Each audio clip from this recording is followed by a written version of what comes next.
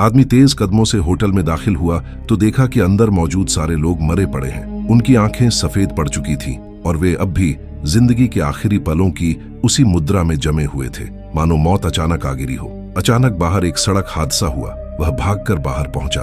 Driver भी उसी तरह मरा पड़ा था, आंखों में वही सफेदी। आदमी का दिल जोर से धड़कने लगा। उसे लगा शायद आसपास जहरीली गैस फैल गई है, मगर जल्द ही उसे एहसास हुआ कि बात कुछ और है। उस आदमी का नाम था जसन। कल रात उसका एक्सीडेंट हुआ था। सुबह जब वह उठा तो सिर में तेज भनभनाहट थी। वह बस किसी से लिफ्ट लेकर घर जाना चाहता था, लेकिन ड्राइवर की गाड़ी सीधे उसकी तरफ आ रही थी। गाड़ी अपने आप रुक गई तो जसन ने देखा ड्राइवर एक महिला थी जो पहले ही मर चुकी थी। उसकी दोनों आंखें बिल्कुल सफेद थी। जसन डर के मारे कांप उठा। फौरन फोन निकालकर पुलिस को कॉल की, लेकिन जब पुलिस ने उसका नाम पूछा तो वह सन्न रह गया। उसे अपना नाम ही याद नहीं था। घबराकर उसने जेब से पहचान पत्र निकाला, लेकिन उस पर लिखा हर शब्द उसे अजनबी लगा।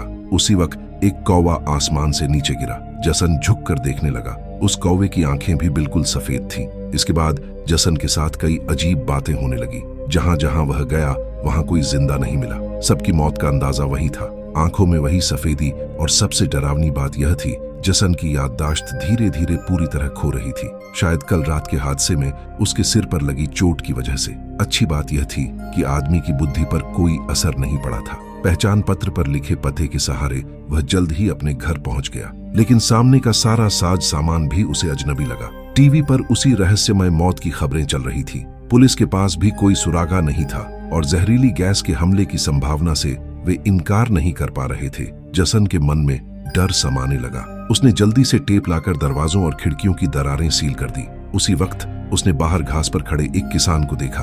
वह तुरंत चिल्लाया, उसे अंदर जाने को कहा, लेकिन किसान उसकी बात समझ नहीं पाया और जसन की तरफ बढ़ने लगा। अगले ही पल उसकी आंखें पलट गईं और वह वहीं गिर पड़ा, मरा हुआ। यह अजीब नजारा देखकर जसन पीछे हट गया, मगर तभी उसके मन में एक ख्याल कौंधा। रेडियो पर जिन जिन मौतों की खबरें और जिन जिन जगहों का जिक्र हो रहा था, वह सब वही जगह थी जहां वह आज सुबह गुजरा था। क्या दोनों बातों का कोई रिश्ता है?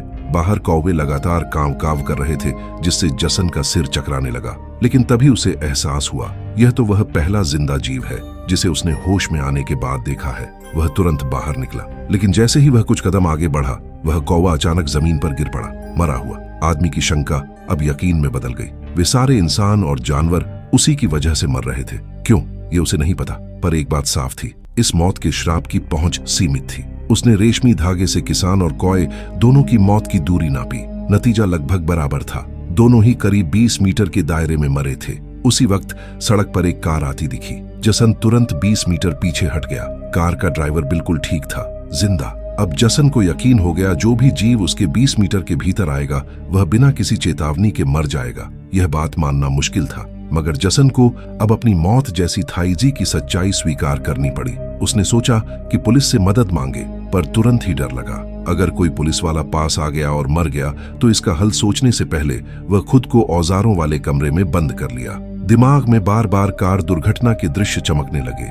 लगता था उसकी याददाश्त धीरे धीरे लौट रही थी। अचानक बाहर से कदमों की आहट आई। वह भागकर देखने गया। एक औरत आसपास घूम रही थी। जसन के शरीर में सेंध दौड़ गई। वह किसी बेगुनाह को नुकसान नहीं पहुंचाना चाहता था। वह जोर जोर से चिल्लाया, रुक जाओ, लेकिन औरत बेपरवाह होकर उसके दरवाजे तक पहुंच गई और जसन हैरान रह गया। वह औरत मरी नहीं थी, बल्कि उसे जसन का नाम भी पता था। पूछताछ के बाद पता चला कि जब जसन का एक्सीडेंट हुआ था तो एली नाम की यह औरत पीछे की सीट पर बैठी थी, लेकिन उसकी भी ज्यादातर याददाश्त खो चुकी थी। सच्चाई जानने के लिए एली ड्राइविंग लाइसेंस पर लिखे पते का पीछा करते हुए यहाँ तक पहुंची थी। जसन को हैरानी से उभरने में काफी देर लगी। एली ही एकमात्र इंसान थी जिस पर मौत की वह दूरी वाली सीमा असर नहीं कर रही थी। अफसोस, पूरे घर में औरत से जुड़ी कोई चीज नहीं मिली, जिससे साफ था कि दोनों के बीच कोई नजदीकी रिश्ता नहीं था। लेकिन इस वक्त उनका एक ही मकसद था, अपनी याददाश्त खोने की वजह पता करना, क्योंकि दोनों का एक साथ सब भूल जाना बहुत अजीब संयोग था। अगले दिन दोनों कार में बैठकर दुर्घटना स्थल की ओर रवाना हुए। जसन ने पाया कि जब एली उसके पास होती है तो उसका मौत का श्राप जैसे गायब हो जाता है।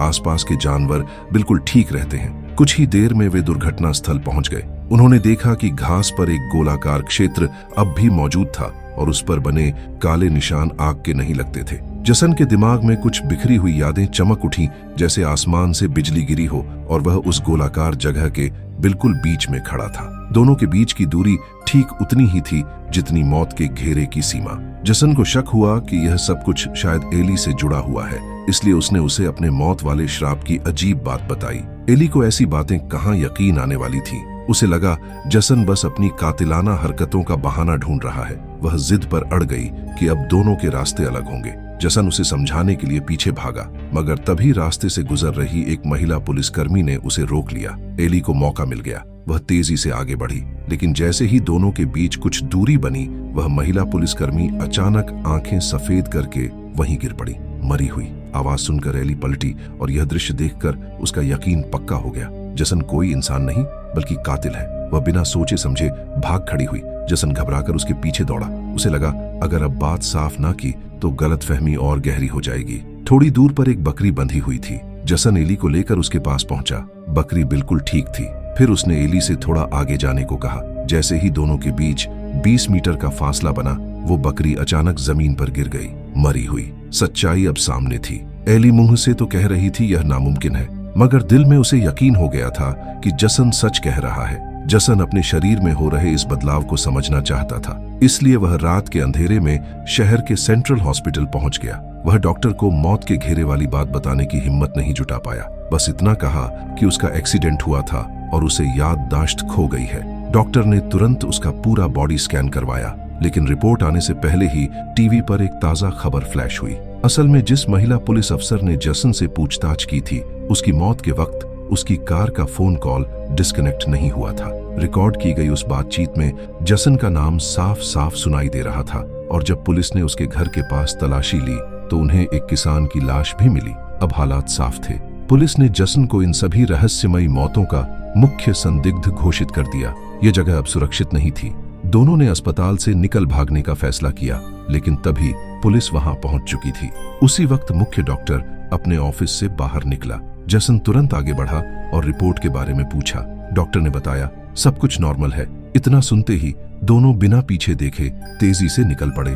रास्ते में एली की नजर दीवार पर लगे लापता व्यक्ति के पोस्टर पर पड़ी।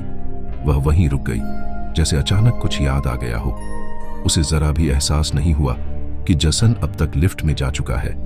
जैसे ही लिफ्ट के दरवाजे बंद हुए, दोनों के शरीर से ठंडा पसीना फूट पड़ा, क्योंकि अब एली से अलग होते ही उसकी मौत का श्राप फिर से जाग गया था। अंदर लिफ्ट धीरे धीरे नीचे जा रही थी, पर एली डर से कांपती हुई पूरे जोर से दौड़ रही थी, जसन के 20 मीटर के भीतर बने रहने के लिए। अगर थोड़ी भी देर हुई तो इस पूरे अस्पताल के हर इंसान की सांस थम जाएगी। अच्छी बात यह रही कि आखिर में कोई बड़ी गड़बड़ नहीं हुई। अस्पताल से निकलने के बाद दोनों ने किसी सुनसान जगह पर रात बिताने का फैसला किया, मगर अगले ही दिन सुबह एली को जसन की सह अपराधी घोषित कर दिया गया। पुलिस ने उसकी पूरी पहचान भी खोद निकाली। किसी को उम्मीद नहीं थी कि एली की एक शादीशुदा जिंदगी भी रही है। यह सुनकर खुद एली को भी सब कुछ बेहद अजीब और अविश्वसनीय लगा। दोनों ने काफी देर तक सोचा और आखिरकार यही तय किया कि एली के पति से मिलना ही सही रहेगा। उन्हें पुलिस से बात करने के लिए किसी बीच वाले की सख्त जरूरत थी, और एली खुद भी अपने अतीत के बारे में सच्चाई जानना चाहती थी। वहां पहुंचने पर जसन ने एक बार फिर मौत के घेरे का कमाल दिखाया, जिसके बाद पति सैम को भी इस अजीब हकीकत को मानना ही पड़ा। फिर उसने एली के अतीत के बारे में बताना शुरू किया। असल में एली की एक बहन थी जो अचानक लापता हो गई थी। एली ने हर जगह उसकी तलाश में पोस्टर लगाए, मगर कोई खबर नहीं मिली। निराशा में डूबकर एली ने करने का मन बना लिया था। उसी वक्त जसन उसकी जिंदगी में आया। उसने उसे समझाया, दिलासा दिया, और धीरे धीरे एली ने मरने का ख्याल छोड़ दिया। इसके बाद वह सहजता से जसन की कार में बैठ गई। शायद किस्मत उन्हें पहले से जोड़ चुकी थी। ये सब सुनकर जसन की याददाश्त भी कुछ लौटने लगी। उसे याद आया कि जंगल के भीतर उसका एक गुप्त ठिकाना है। वहीं दूसरी ओर एली को अपने पति की कोई याद नहीं थी। उसे तो जसन के प्रति एक अजीब सी आत्मीयता महसूस हो रही थी, जैसे वह उसे हमेशा से जानती हो। सैम भी इस बेरुखी को महसूस कर रहा था। ईर्ष्या इंसान को पागल बना देती है, और सच में इस आदमी ने अपनी ही पत्नी की रिपोर्ट पुलिस में कर दी।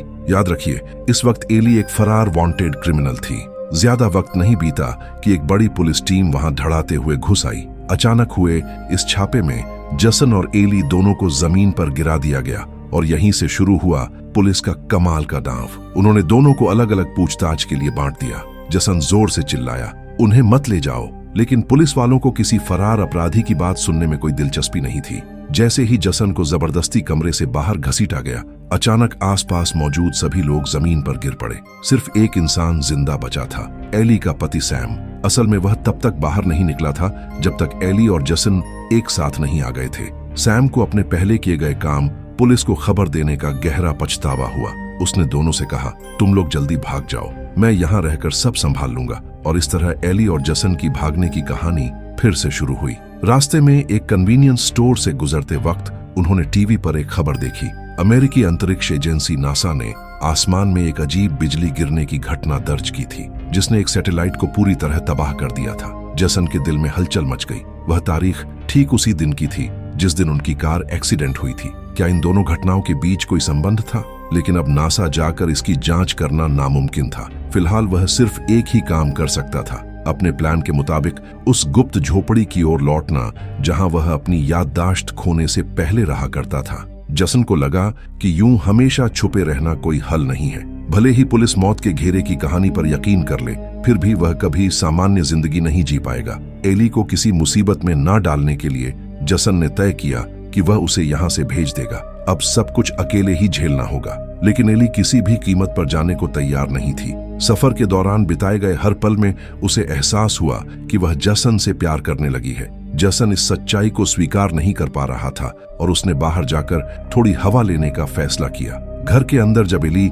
आग में लकड़ियां डाल रही थी तो उसे बोलर के नीचे एक डायरी मिली। डायरी के हर पन्ने पर किसी लड़की की तस्वीर चिपकी थी और उनके मरने की पूरी प्रक्रिया लिखी हुई थी। आखिरी पन्ने पर तो उसका और उसकी बहन का नाम भी दर्ज था। तभी एली को सब याद आ गया। असल में जसन एक सीरियल किलर था। उस रात जब जसन उसे मारने वाला था तो एली ने जोर से प्रतिरोध किया। गाड़ी पलट गई और दोनों बाहर कूदकर बारिश में आमने सामने खड़े हो गए। उसी वक्त आसमान से एक रहस्यमय बिजली कड़क कर गिरी और उनके शरीरों में अजीब सी तब्दीलियां आने लगी। उधर बाहर घूमते हुए जसन को एक नाव पर एक बटन मिला।